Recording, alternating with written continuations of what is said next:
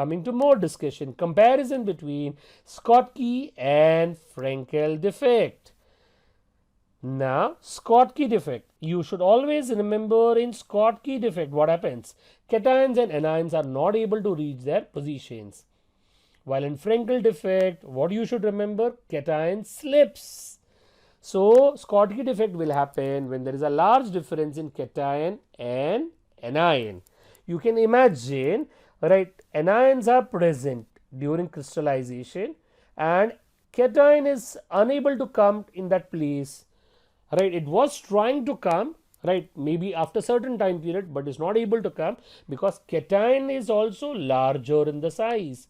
Because of the almost equal size of cation and anion, once anion has got place, cation cannot.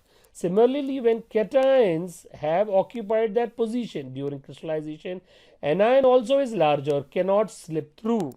Schotty defect happens when cations and anions are almost of similar size. That means difference in cation and anion size is small. In Frenkel defect, cation is much smaller, therefore cation slips. So, difference between cation and anion is large.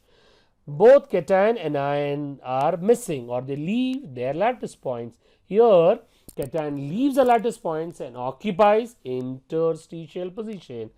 This is an example of vacancy defect, while Frenkel is an example of both vacancy and interstitial defect. In Schotty, density gets reduced. In Frenkel, there is no change in density.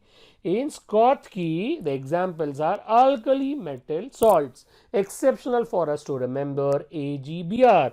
In Frenkel defect, examples are transition metal salts of group 17 and 16.